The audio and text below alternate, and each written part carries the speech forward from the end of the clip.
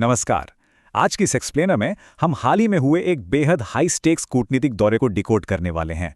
प्रधानमंत्री का यूएई और यूरोप का ये दौरा, क्या ये सिर्फ एक रस्मी दौरा था या इसके पीछे कोई बहुत बड़ी सोची समझी रणनीतिक चाल थी? आज हम इसी की गहराई में जाएंगे।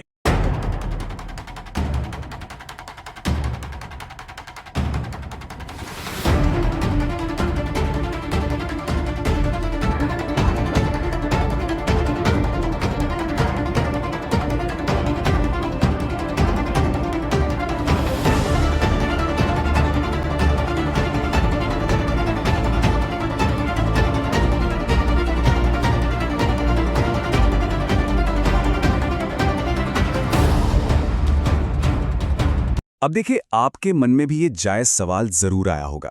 दुनिया में इस वक्त एक बड़ा ऊर्जा संकट चल रहा है, महंगाई बढ़ रही है और देश के अंदर भी अर्थव्यवस्था को लेकर चिंताएं हैं।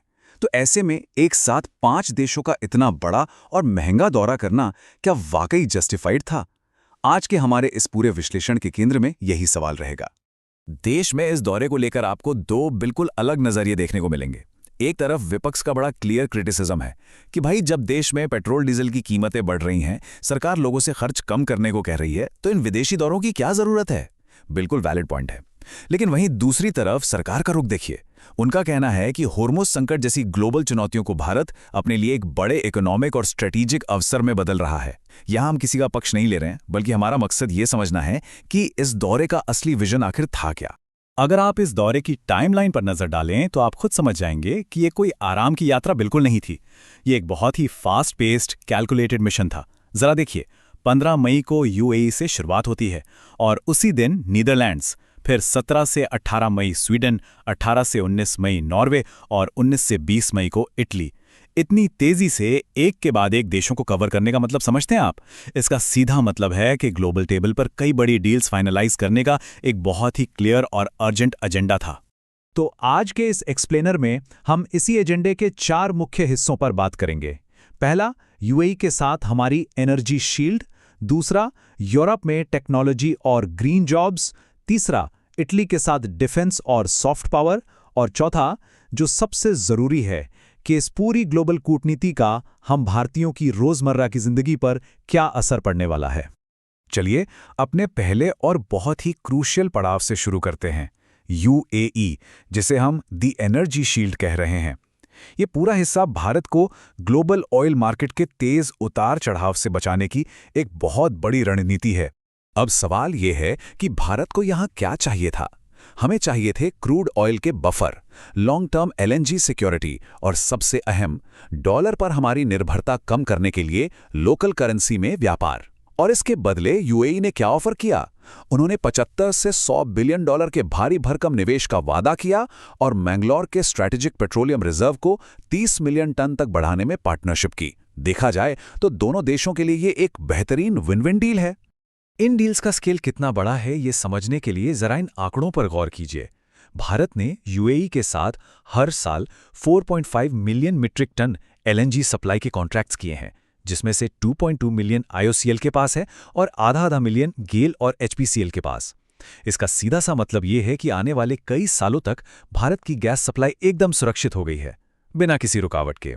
अब आप सोचेंगे कि इन अरबों डॉलर के डेटा का आपके और मेरे लिए क्या मतलब है? तो मतलब बहुत सीधा है। ये सारी डील्स सिर्फ विदेशी निवेश के आंकड़े नहीं हैं।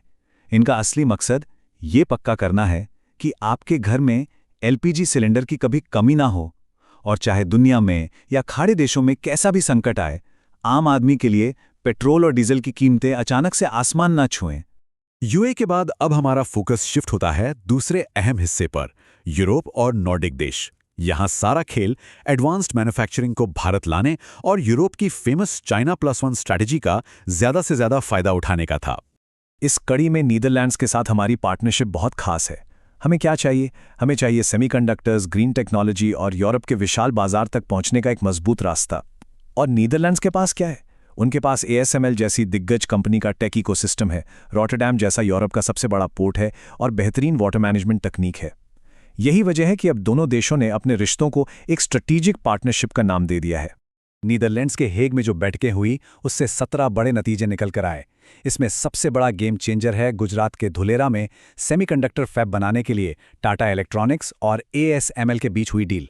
इसके अलावा चोल साम्राज्य की ऐतिहासिक कॉपर प्लेट्स की वापसी, भारतीय छात्रों और प्रोफेशनल्स के लिए आसान वीज़ा नियम और AI पर एक पूरा स्ट्रेटेजिक रोड मैप तैयार होना, ये इस दौरे की बहुत बड़ी सफलताएं मानी जा रही हैं। नीदरलैंड से आगे बढ़ते हैं स्वीडन की तरफ। स्वीडन के साथ हमारी पार्टनरशिप का बेसिस एकदम क्लियर है, 3T, यानी ट्रेड, टेक्नोलॉजी और टैलेंट। इसी विजन के तहत स्वीडन ने भारत के डिफेंस सेक्टर में पहली 100% FDI करते हुए साब की एक नई आधुनिक फैसिलिटी लगाई है। और बात सिर्फ रक्षा उपकरणों की नहीं है, अब हम साथ मिलकर AI और इनोवेशन के नए रास्ते भी खोल रहे हैं जो भविष्य बदल सकते हैं। इसके बाद गोथेनबर्ग में जो पर्दे के पीछे की कूटनीति हुई ना, वो बहुत ही इंटरेस्टिंग है। वहां भारत ने European round table for industry के टॉप CEOs के सामने एक बहुत ही आक्रामक पिच रखी। मैसेज एकदम साफ था, दुनिया भर की कंपनियां अब अपनी सप्लाई चेन को चीन से बाहर निकालना चाह रही हैं, तो क्यों ना वे भारत को अपना China+1 डेस्टिनेशन बनाएं। ये भारत में बड़े पैमाने पर मैन्युफैक्चरिंग लाने का एक बहुत ही कैलकुलेटेड कदम था। अब एक बहुत ही चौंकाने वाला फैक्ट बताता हूं। 43, जी हां, पूरे 43 सालों में पहली बार किसी भारतीय प्रधानमंत्री ने नॉर्वे का दौरा किया है। ये कोई मामूली बात नहीं है। ये अपने आप में बताता है कि भारत अब नॉर्डिक देशों की एडवांस टेक्नोलॉजी और उनके सॉवरेन वेल्थ फंड्स को लेकर कितना ज्यादा सीरियस हो चुका है और अपनी ग्लोबल पहुंच को कैसे बढ़ा रहा है। इस ऐतिहासिक तीसरे इंडिया नॉर्डिक समिट का फोकस एकदम क्लियर था। नॉर्वे के साथ हमने ब्लू इकोनॉमी और उनके लगभग $28 बिलियन के भारी भरकम इन्वेस्टमेंट पर बात की।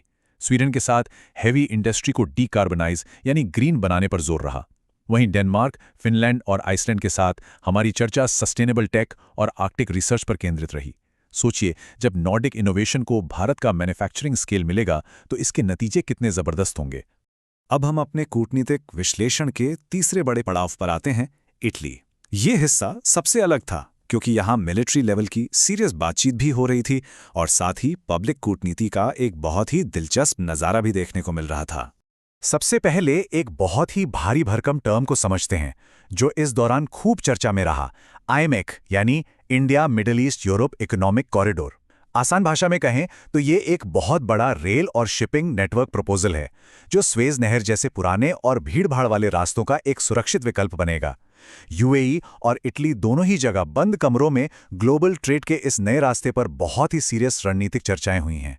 इसके साथ ही इटली के साथ भारत के रिश्ते अब एक स्पेशल स्ट्रेटेजिक पार्टनरशिप में अपग्रेड हो चुके हैं। इसका सीधा सा मतलब है कि अब हम इटली के साथ मिलकर नौसैनिक रक्षा उपकरणों का प्रोडक्शन करेंगे, समुद्री सुरक्षा और टेरर फाइनेंसिंग को रोकने पर साथ काम करेंगे। और इसी कूटनीतिक सफलता के बीच रोम में भारत को एग्रीकल्चर के क्षेत्र में एक बहुत ही प्रतिष्ठित FAO एग्रीकोला मेडल से भी सम्मानित किया गया। लेकिन कूटनीति सिर्फ बंद कमरों और फाइलों तक सीमित नहीं होती। आपने सोशल मीडिया पर मेलोदी कूटनीति की तस्वीरें तो जरूर देखी होंगी। वो सेल्फीज, वो कोलोजियम की सैर, ये सिर्फ कैजुअल तस्वीरें नहीं है, ये सॉफ्ट पावर इस्तेमाल करने का एक बहुत ही सोची समझी रणनीति है। इसका मकसद होता है डिप्लोमेसी को एक ह्यूमन टच देना, विश्व नेताओं के बीच बेहतर केमिस्ट्री बनाना और सबसे जरूरी, देश की आम जनता को भी विदेश नीति के साथ जोड़ना। चलिए अब अपने चौथे और सबसे क्रूशियल सेक्शन पर आते हैं, द रियल इम्पैक्ट। आखिर इन सब विदेशी दौरों, इन संधियों और ग्लोबल हैंडशेक्स का देश के आम नागरिकों की जिंदगी पर असल में क्या असर पड़ता है? इसे 3 सिंपल पॉइंट्स में समझते हैं। पहला, UAE से जो हमें एनर्जी शील्ड मिली है उसका सीधा असर यह है कि ग्लोबल मार्केट में तेल के दाम बढ़ने पर भी आपके और हमारे लिए पेट्रोल डीजल की कीमतें कंट्रोल में रहेंगी। दूसरा, यूरोप के साथ जो सेमीकंडक्टर और AI पैक्ट्स हुए हैं वो हमारे युवाओं के लिए लाखों नई हाईटेक नौकरियां लाएंगे। और तीसरा, यूरोपीय CEOs से जो China+1 की बात हुई है उसका मकसद देश में एक नया लोकल मैन्युफैक्चरिंग बूम लाना है जिससे हर स्तर पर रोजगार बढ़े। तो इस एक्सप्लेनेर को हम एक बहुत ही अहम सवाल के साथ खत्म करते हैं। क्या ये शानदार संधियां और लंबी अवधि के ये सामरिक वादे वाकई 2047 तक भारत की इकोनॉमी को पूरी तरह से ट्रांसफॉर्म कर पाएंगे? क्या ये स्ट्रेटेजिक जीत हमारी आज की घरेलू चुनौतियों और महंगाई जैसी समस्याओं का हल बन पाएंगी? ये तो खैर आने वाला वक्त ही बताएगा, लेकिन एक बात तो तय है, इस कूटनीतिक चाल ने ग्लोबल चेस बोर्ड पर भारत की पोजीशन को पूरी तरह से बदल कर रख दिया है। हमारे इस एक्सप्लेनेयर में जुड़ने के लिए आपका बहुत बहुत शुक्रिया। ऐसी और पूरी जानकारी और पूरा वीडियो देखने के लिए YouTube चैनल नागरिक न्यूज़ को अभी सब्सक्राइब करें।